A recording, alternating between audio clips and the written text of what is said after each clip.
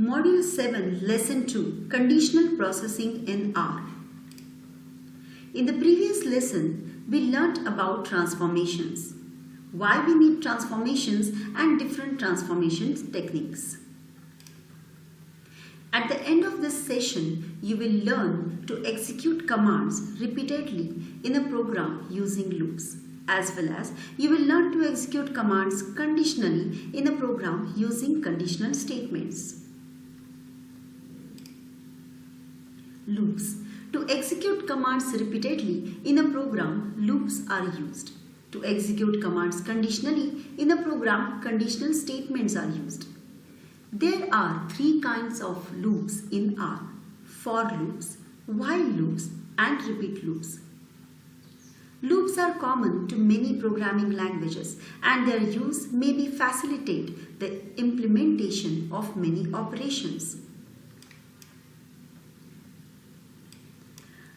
However, loops can be sometimes very inefficient in R.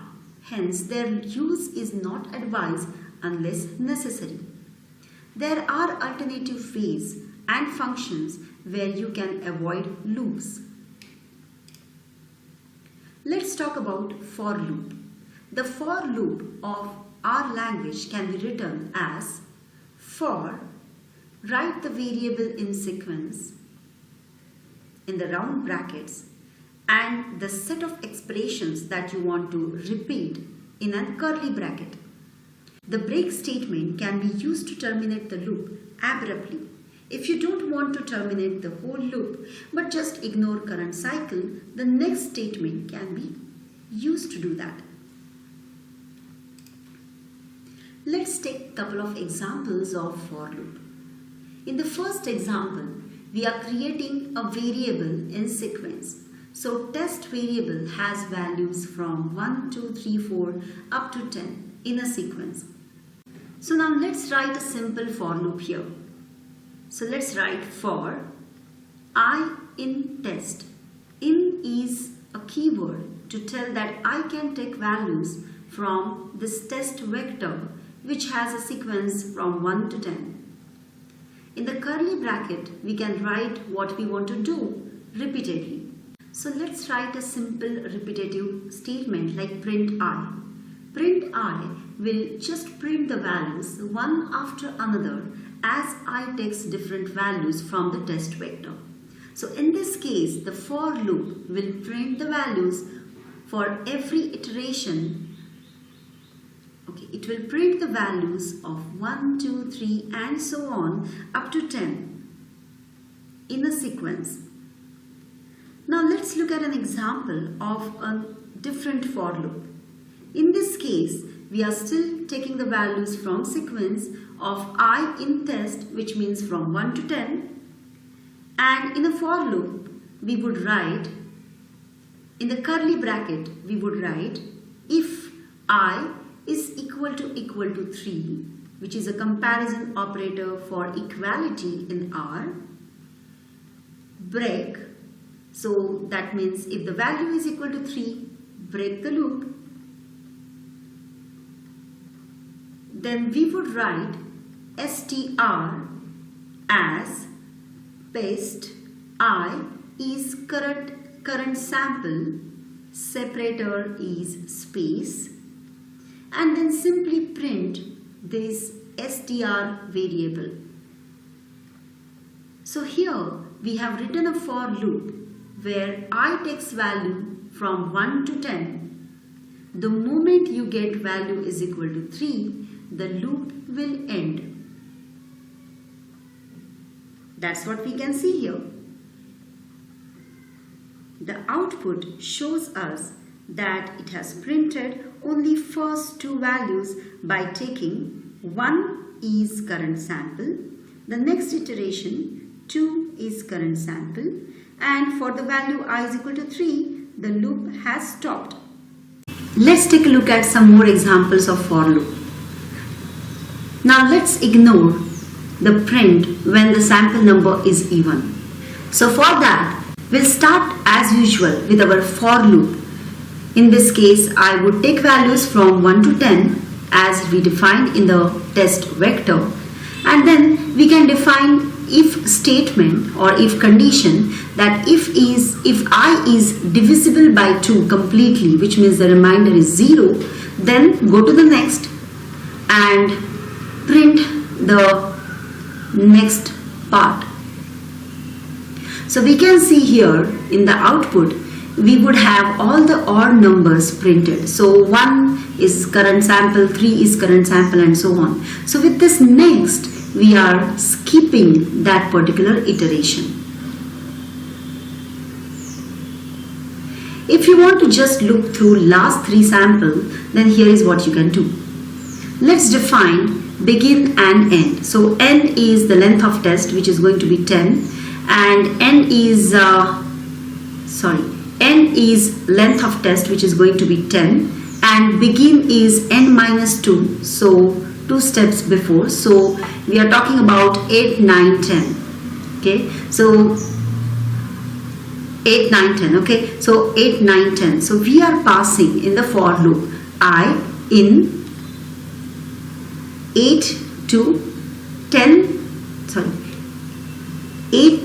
10, which is 8, 9, 10, the last 3 samples. So here the result is 8 is current sample, 9 is current sample, and 10 is current sample.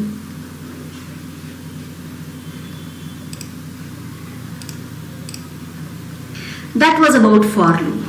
Now let's take a look at another type of a loop, which is while loop.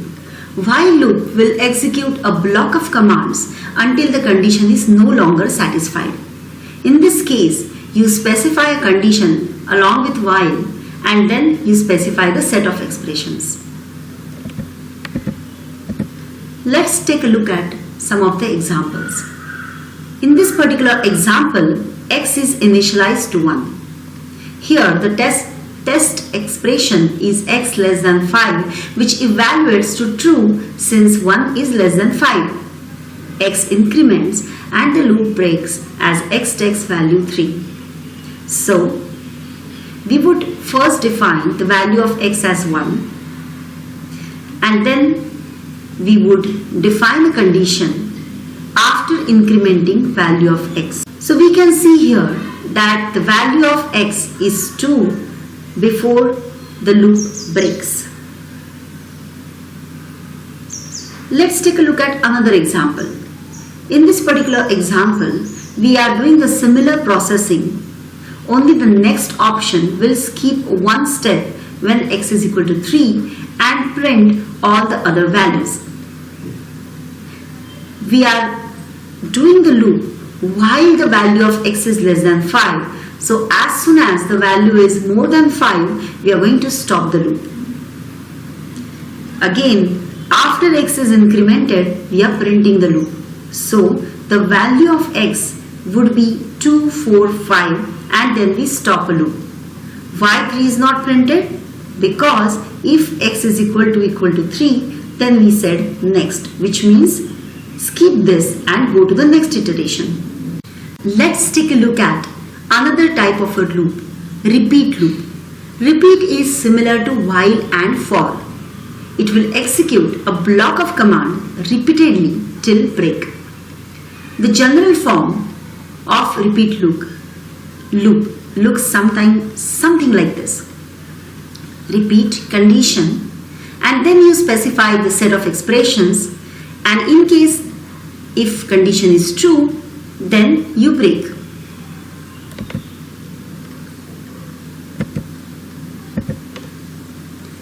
Let's take a look at example of repeat loop.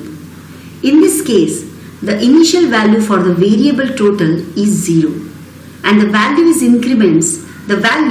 total increments by 1 and continue processing till the condition is met. The condition over here is total greater than 6. As soon as the condition is true, the loop would be terminated. So we get the print as 1, 2, 3, 4, 5, 7. First time total goes out of 6 or greater than 6 is 7. The break command here terminates the loop. Now let's look at some conditional statements and conditional processing in R. Let's look at if statement and if else statement. The general form of if condition looks something like this.